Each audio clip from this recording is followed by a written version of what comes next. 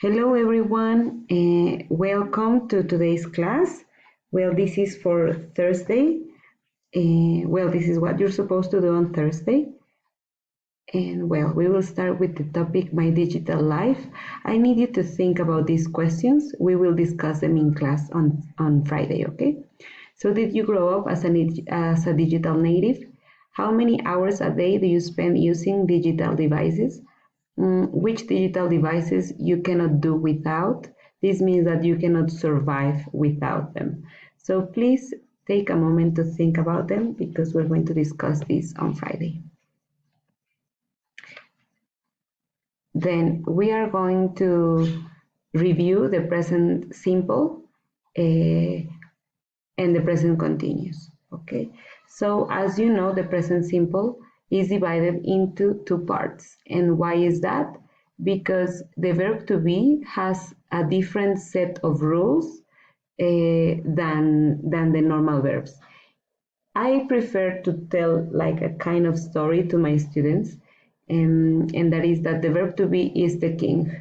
If we imagine that the language or the English language is a kingdom, the verb to be is the king, and you will see why. Okay, so that's why all the teachers all the time start with the verb to be whenever we need to explain a topic, right? So in present simple, the verb to be is used for permanent situations, habits, general facts or truths, for specifying location and time or specifying a schedule or timetable. So I am Mexican is an example of a permanent situation. My sister is always happy. This is like a habit. The sun is yellow. This is a general truth. The English class starts at 5 p.m. This is a schedule. Okay, so I know we always start all the course levels with the verb to be, but believe me, this is very necessary. Then the structure of the positive sentence with the verb to be is subject plus verb to be. You know that it can take the form of am, is, or are depending on the subject, and complement. Okay, for example, I am stressed, she is sick.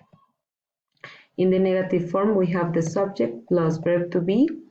The negation is not, and the negation is always attached to an auxiliary. This is why I was telling you that the verb to be is a special verb.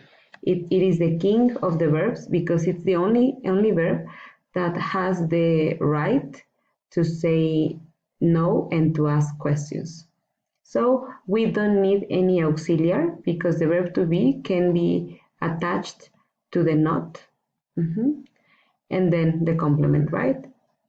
And every question in English with a subject starts with an auxiliary. And as I told you, the verb to be is the king, and the verb to be can start with itself because it is its own auxiliary. Well, the examples of the negative sentence, I am not Colombian, she is not well. And here is the structure of the question. We start with the auxiliary verb to be plus subject plus complement and question mark. Remember that if you have a WH question, the WH question the only difference is that we put a WH word or phrase before the auxiliary, in this case before the verb to be. Okay, and the examples of questions are you Mexican? Is she okay? Then we can call the other verbs the plebeians. If the king of this kingdom is the verb to be, the rest of the verbs are the plebeians, okay? So when we use the present simple with the plebeians, we also use them for permanent situations, like I live in Querétaro, for habits or routines, like my sister wakes up at 5:30 a.m., general facts or truths, like the sun rises in the east, and also schedules and timetables. The English class starts at 5 p.m. So, as I told you, the uses are pretty much the same, The only thing that changes is that for the king, we use a specific set of rules because the king has power. He can negate and he can ask questions, whereas the other verbs need an auxiliary. And well, also imagine that the present tense is like a party, like a ball. Do you remember what a ball is? Well, I want to find okay, I wanted to write down something, but I couldn't find the application to annotate. Okay, then, so we can have sentences with the verb to be and sentences with the present simple, with the other verbs. The only thing is that we don't put them together, okay? This means that I can say, I am Mexican, my name is Diana, I live in Querétaro. So these are separate sentences even though they are in the same paragraph. So they don't share the same subject, okay? Well, I can explain this further in class. Then with the plebeians, in an affirmative sentence, I have the subject plus the verb. The verb takes an S or ES depending on the subject, if the subject is he, she, or it, plus complement. I know you already know this, but this is part of the first topic of the book, okay? Of the course. So, well, you know,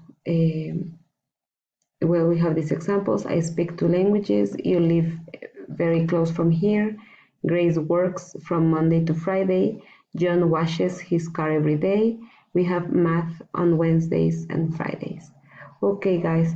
So before the negative sentences, I just wanted to tell you that the verb takes the S with third person and the ES when the verb finishes with SH, CH, double S, and O.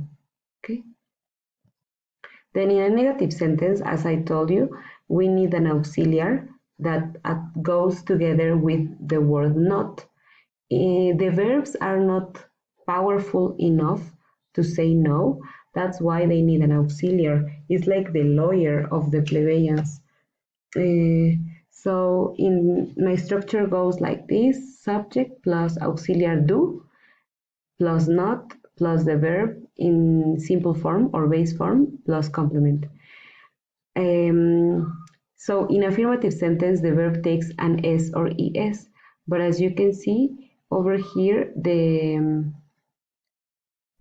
auxiliary is going to help the verb with not and also with the ES or S if necessary, okay?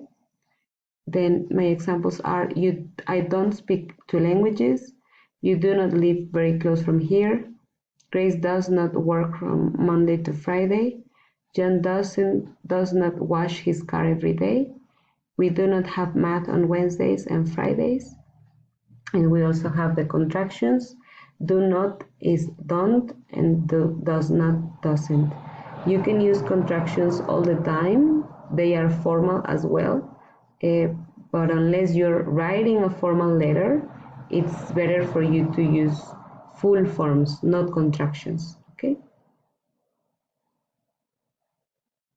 Then the present simple in question forms. As I told you, all the questions in English start with an auxiliary. In this case, my auxiliary is the auxiliary do, and it takes the ES in case the verb needs an S, right? Then the subject plus the verb in simple form or base form plus the complement plus question mark. Okay, my examples are, do I know you? Do you live close from here? Does Grace work from Monday to Friday? Does John wash his car every day? Do we have math on Wednesdays and Fridays? And as I told you, if we start with the auxiliary, this is a yes/no question. When we want to ask a question or a WH question, that is because we don't have a specific information. Like for example, where do you live? So this means that I don't know where you live. So that's when we use the WH words or phrases. And we use what for things, who for people, whom for people when they are the object. I can explain this better on Friday. How for manner, when for time, where for place, which for things or people when we have an option. Then when does Grace work? What does John wash every day? Where do we have math? Okay, I think I'm gonna skip this one. Now we are going to continue with the present continuous, okay? So just to finish the present simple, we use it for habits, for routines, for things that we do every day, okay? Whereas the present continuous is used for actions in progress at the time or moment of speaking, that is now. For example, I am studying present continuous right now. For temporary situations, for example, Carl is living in a hotel now while his house is being repaired. This means that maybe Carl is at his work right now. If you're looking at him, if he's in front of you, he is writing an email. But this means that at this time in his life, he's living in a hotel. Even though he's at work right now, he's living in a hotel. Also, actions happening around the time of speaking. Terence is working long hours these days. Maybe it's not the end of the day.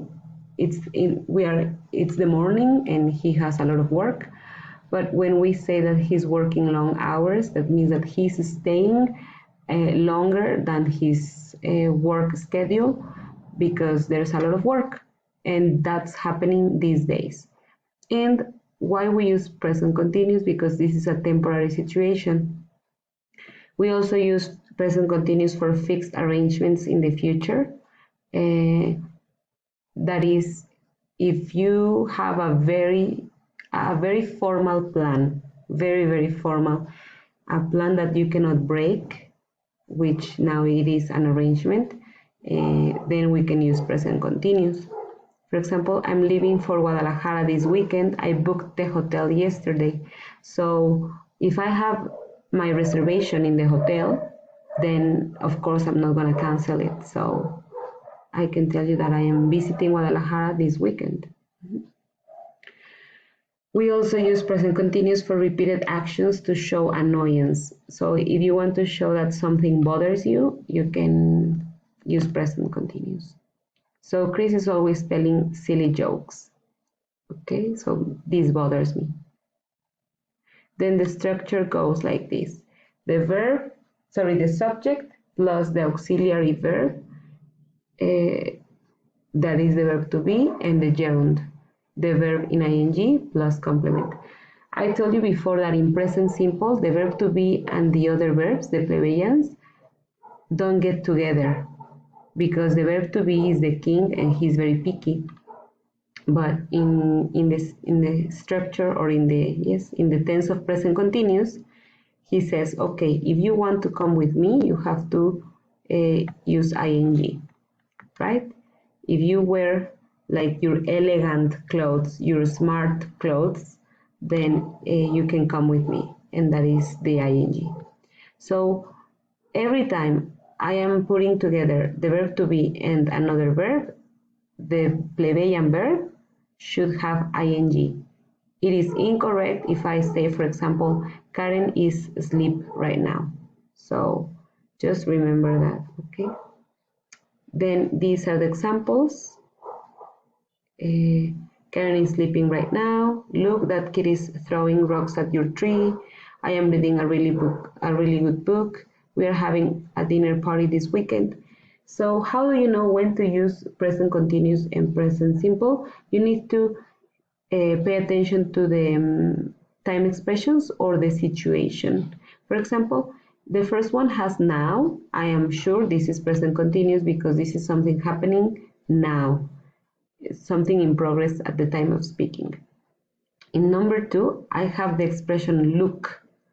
Look, it's a command, but this is telling me this is happening now and I want you to look at this right now. So I understand I need to use present continuous.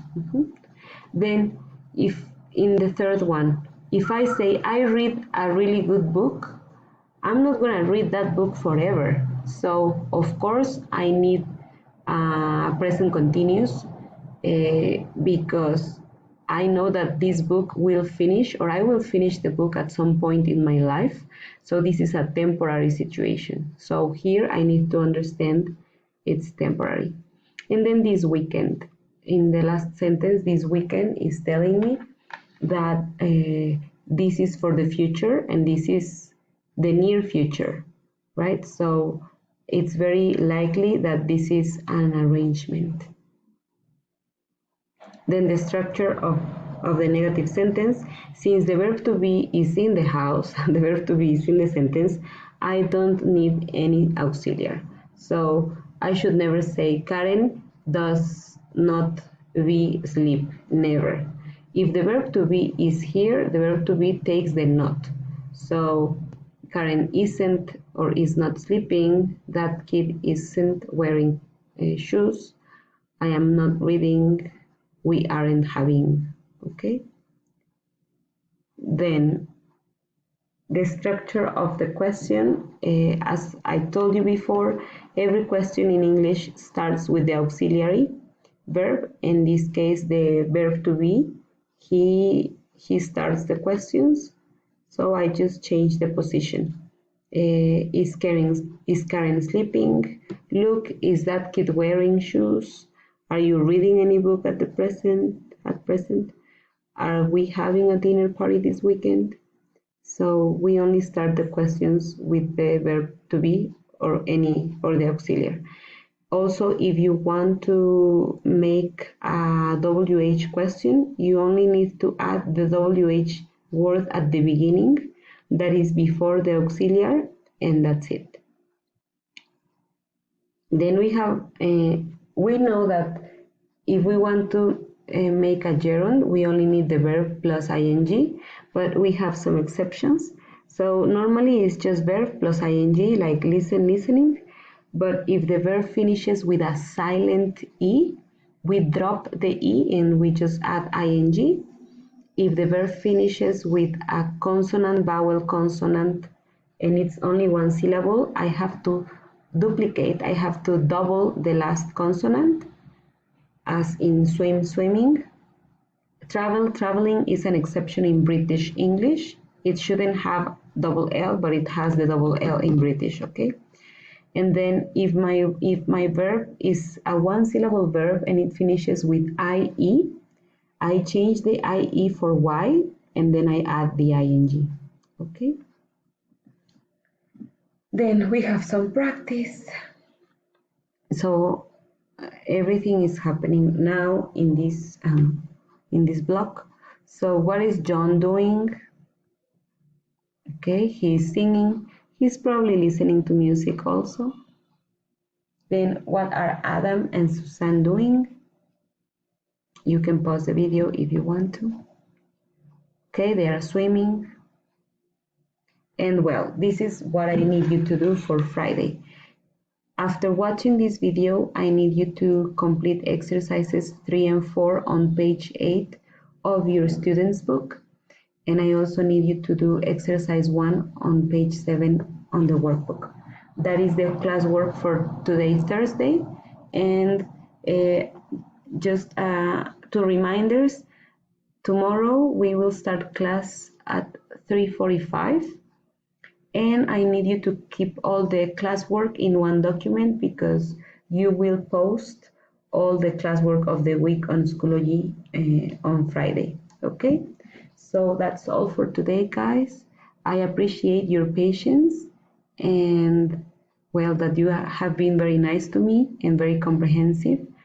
I will see you on Friday, okay? Have a good day.